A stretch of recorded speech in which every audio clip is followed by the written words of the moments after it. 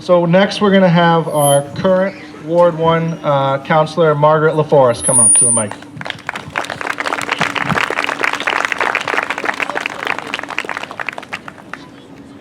Thank you. Good evening, everybody.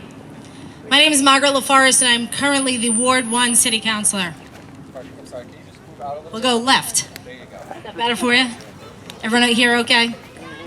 So I'm very honored to serve as the representative for Ward 1. Ward 1 is made up of some of the strongest neighborhoods in the city. When I got involved in office, I was the president of the HouseNet Community Council, and we were running the Chowder Fest and events, and it was a real strong sense of community, and I knew I wanted to do more to serve this city, and ran for office in Ward 1. I'm very honored. It's been 4 terms of service.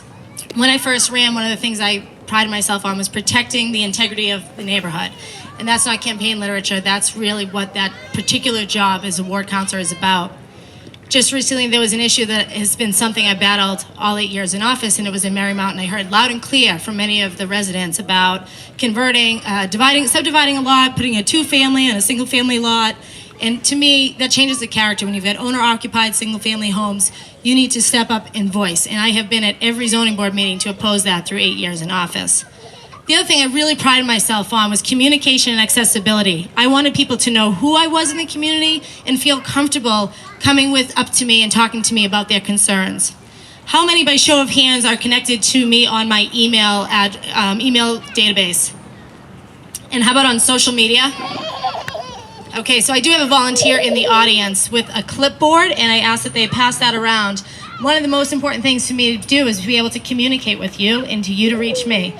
I send an e-newsletter, and I think this is something that is really up the bar as far as local office, is sending out e-newsletters on a regular basis about issues of importance right here in your backyard in the city of Quincy. So whether it's a neighborhood issue, whether it's a zoning board issue, a development proposal, or what's happening in the neighborhood, as your elected representative, I think it's very important that you have a voice, you express your concerns, and we stay in communication. So quite frequently, the emails go out and hundreds of emails come back in.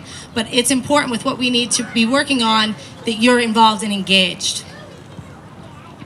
Some of the work that we've done here in Ward 1 is about improving the parks. So some of the proudest projects we've worked on is the Broadmeadows Marsh, and I didn't see any of our history girls, but Merrymount was very active in the Passagonesset Knoll, and we're really proud of that project coming online.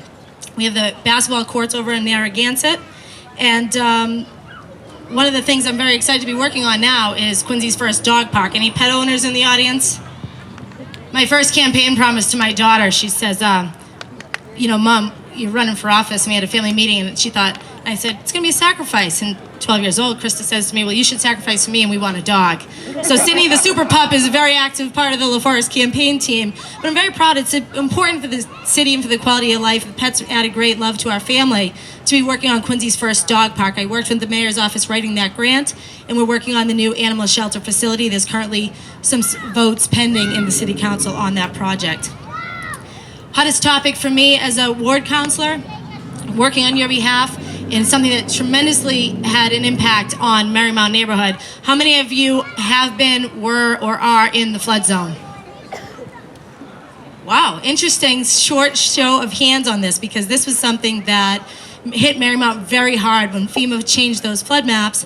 A whole section of Virginia Road, a whole area around Merrymount School that had never been in the flood zone got added to the flood zone. That's something we've been working tirelessly on your behalf. So I'm very excited to say in the past couple of weeks we've received 60 successful letters of map amendments taking families' properties out of the flood zone and saving them thousands of dollars in flood insurance. The other project that we talked about, obviously storm response, is something that's particularly difficult for this neighborhood as far as what you're getting hit with. Anyone go to the seawall meeting that we had? Anyone on Chickatawbit, Shore intersection, Norton Road? So that's an area that we've been advocating for seawall repairs. Typically when a nor'easter comes or hurricanes are coming, Merrymount has a section of the coastline that's getting very hard hit. We've got homes that have repetitive losses, and we're working very hard. We have funding secured. I actually toured with the engineering company, the Quincy's coastline, to talk about the best areas to advocate for these grants, and the repetitive loss section of Merrymount, of the intersection of Shore, Chickatawbet, and Norton, all the way down picking up Post Island and into the Willows of Howe's Neck that cuts off thousands of homes during a storm, was selected for this federal grant. So we're very excited to be working on that project. You'll be getting an email for those on the email list in the next couple days. We just launched the app. Big part of it is engagement. I keep coming back to this. You've lived here, many of you have lived here for generations. We want to know what you're hearing, what you're seeing, what you've experienced, and to incorporate that historical data into the project planning. So that's something you'll be able to load up videos, photos, text, whatever it is that you can help us make the best design as we go forward to make these infrastructure improvements in the area. One of the biggest challenges I think that we face, transportation. The entire South Shore is coming through Quincy twice a day. Whether it's the MBTA and it's finally our time to get these funds in station improvements, it's really going to cause us some difficulties in an area that's already overtaxed and over capacity. We've been advocating very strong to get ferry service restored out of Marina Bay. The water makes a great transportation highway, direct access to Boston. The C Street Quincy Shore Drive, we thought, oh, this is great. We got funding in place, and we're looking at the C Street corridor improvements. It is the slowest project I've ever been involved in. I wish I had something better to say for you, because it's a failing intersection. It's one we're aware of. It's a state-controlled intersection. The traffic's cutting through the neighborhoods have been a real problem for Merrymount as far as the main roads and people cutting through the neighborhoods. So that's been an issue that I really feel strongly the city can do better on. Our traffic infrastructure is quite antiquated. You know, on Wollaston Beach, you hit one light, you hit them all. The traffic signals are timed that way. The traffic signals throughout the city don't talk to each other. We don't have that technology. It's quite antiquated. You literally have to pull the pin out and lift it up and put it in the slot to get the timing adjusted in some of our signals at major intersections throughout the city. So it's something that we're well aware of and need to be doing better on. I think why I'm proud to represent the city of Quincy is how strong we are as a community. My daughter Kelsey's in college and had some of her friends up, and as we were all hanging out, floating in the water at our house, they said, geez, we've never been to a place where people are so proud of where they're from. And they were commenting about Kelsey and her Quincy friends, about how proud they were of our community and how involved we are. Merrymount is a neighborhood that provides that sense of strong community, and something that we hear consistently. People want what we have. Quincy's a city, we have very strong neighborhoods, and we're here and we support each other. Some support I'm asking for you to join me in right now. We're coming off a terrible tragedy in Ward 1 in Germantown. There was a major car accident many of you may have heard of on Palmer Street, and a resident passed away. Tonight I'll be down there at 8 o'clock. There's a candlelight vigil. So I do ask that you keep Alan Dunn's family in your thoughts and prayers. We do have some others involved in the accident, and their GoFundMe page is currently on my social media. We need to be there for each other. Quincy's a city full of strong people in proud neighborhoods, whose integrity I plan to continue to protect and advocate on a citywide scale. Respectfully, I ask for you to consider me for one of your votes this election season. Thank you. Okay, so we've got about 4 minutes, so we've got a couple questions for you, Margaret. Okay. And these are all questions that were submitted.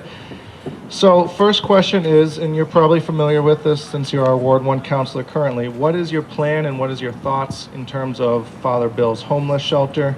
Do you see it staying in its current location? If not, where do you believe its best location would be? Do you think that it's functioning currently in a sustainable way? Good question. It definitely has. Father Bill's definitely has an impact. When Father Bill's was set up by Father Bill McCarthy, it was meant for Quincy area residents. We found us being an intake for an area much broader than the city of Quincy. A couple of challenges with it. The highway to Father Bill's, I mean, McDonald's literally has a police detail daily, and it's infiltrating the neighborhood. It's a definite problem. They need services during the day. They don't need, hey, sun's up, get out, come back when it's the lights are out. So Father Bill's as an organization does tremendous work and is good value to the broader community. Its definite location is a challenge. We see that every day. What people need to understand is the Dover Amendment. It's a federal exemption, right? So there's the not in my backyard, where does Father Bill's go? So Father Bill's qualifies under the Dover Amendment, and they are exempt from local zoning. So they have the right to operate their facilities in any jurisdiction. So I do know that as we're looking at a public safety headquarters, it seems that as that would get constructed, Father Bill's would be displaced. Where it's going, I have not had a conversation with Father Bill's management in regards. So another question that was submitted, what's your plan to support Quincy residents who may be long-term residents, who may be having a difficult time paying increased rental values or increased property values, property real estate tax values? Yep, so I will say, right now actually Councilor Palmucci has some legislation pending. In the city of Boston, they have legislation that allows a bit of an abatement, I'd call it, for long-term residents. And so that's something that you'll probably see the council debate this fall. What are the programs? We do have some the SWAP program is an abatement program where seniors are able to volunteer their services. For information on that, you can find that out at the Kennedy Center. The property values are rising, and a lot of people, their home is their strongest investment. But it's what I see with Quincy, and I know for myself, I'm never selling my house. So affordability is a major issue. Okay. Last question. You got about 2 minutes, so okay. If you finish it, we can get you another question. But did you support the city's plan to purchase the private parking lot across from Louis in Howe's Neck? If so, do you believe this will lead to other struggling businesses looking for the city to use taxpayer money for a bailout? Or do you believe that this was the best possible use of the land for the neighborhood?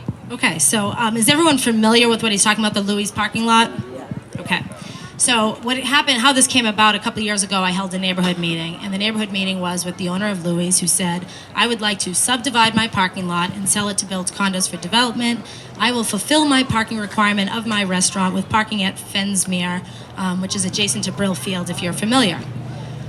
So the reason they were interested in doing that, a few years ago there was a land court case, the city of Quincy versus the China restaurant in Wollaston, the old Berry Insurance. Are people familiar with Berry? Okay, so that's an area, an insurance agent, doesn't get much foot traffic. They're right in the heart of Wollaston, across from the old alumni, for those who aren't familiar. So the licensing board and the zoning board said to the owner of the China, you may not open. They denied the application. And they said because of parking, that was their concern. The owner of the China sued the city in land court, and the city came back to the city and said, you must grant this permit. The application says, and I have a copy of it if anyone wants to read it, that public parking is available to the customers of the China at the Wollaston MBTA station. Now I'll tell you, nobody has ever parked at the Wollaston MBTA station to go to the China. But the difference, I don't know, the distance is maybe, let's call it a quarter mile. So Fensmere to Louis is literally at the bottom of the hill. It's a closer proximity. So unfortunately, you have a situation where the court is saying public parking is available within X of a distance. They would somewhat qualify under that same exemption. So the neighborhood discussion was this. We, the neighborhood, want a restaurant. We're a peninsula. There's not much happening down at the end.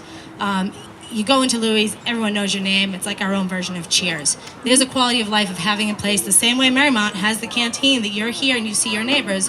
We have Louis. So the neighbors, the sentiment of the neighborhood was, listen, we need parking in the neighborhood. We don't want any more condos. We, the neighborhood, would like to pursue acquisition of this parking lot. The other puzzle piece in the equation is the project that's going on with the Housing Maritime Center. And this is something, 27 miles of coastline. How many of you are boaters and how many of you have been to Quincy Beach? I'll tell you, my neighborhood, Jim McCarthy's here. We have a group text in our neighborhood. What time high tide is and where to meet. We go for a swim every day. Not me, I'm a little busy, but I try. So getting access, public access to Quincy's coastline is a priority. For a city with so much coastline, a lot of it's privately owned. A lot of you here, this is private land. You pay a membership fee to have the opportunity to use this. We need more public access. The Housing Maritime Center facility is a cinder block building with bars on the windows. Is that what you want for your, access to, public access to the coastline? We're undergoing a project. If you were a boater, you'd understand the boat ramp. 2 hours up and down a high tide, you are able to use this boat ramp. In other communities, all tidal conditions, you're able to use a boat ramp. This is our only public access boat ramp. So in the efforts to rebuild the boat ramp, giving additional time and access, we talked about improving the entire conditions. Our boating safety classes are #1 in the Commonwealth for the number of people who take free boating safety classes at that facility. We've talked about other organizations who use it. The animal shelter uses it for training. So we looked at, here's a public building, here's a public facility, it's a partnership with DCR, it has a trailer parking lot that's horribly laid out and has limited functionality. How can we make it better? So that's a project that we're working on, that I'm very active working on, and hope to have a neighborhood meeting with some plans for the building. But the bottom line with that project is we've since talked with the HouseNet Community Center. HouseNet Community Center was founded in the 70s. It's at 1193 C Street. It shares a building with Manor Health Center. When it started, it was a community center with a room for healthcare. Now it's become a healthcare with a room for community. And we've talked about what's the growth, what's the next 50 years of community space look like for the neighborhood of HouseNet. And we talked about what it is that organization wants. The HouseNet Community Council has voted to relocate and to combine with the HouseNet Maritime Center. So the first floor will be the community center, a lot of the senior program, a lot of the children's programming. The second floor will be the Maritime Center with their classes in the room that will be available more for public use, and some office space for the harbor master as well. They also keep all of their equipment. We've got millions of dollars of equipment. Our marine unit is one of the strongest in this entire region. When you see things happening, or for example, the tall ships, they're all out there. They're all engaged in this response. So we have needs as a community from our public safety standpoint. We have needs as our community from our community involvement. And as community council has operated for 50 years very consistently, puts out a neighborhood newsletter, has their meetings, has their events, and needs a space. So the same way Merrymount has a beach space, they have it. So it comes down to, it'll be a shared parking. Vane Street in North Quincy has shared parking. All the restaurants in Quincy Center have shared parking. At the end of HouseNet, we have a very restricted area, yet we have a very social community, and we want to green that up and clean that up and make it the future of the Quincy waterfront. So, Thank you, Margaret. Thank you. All right, give everyone Thank a round you. of applause.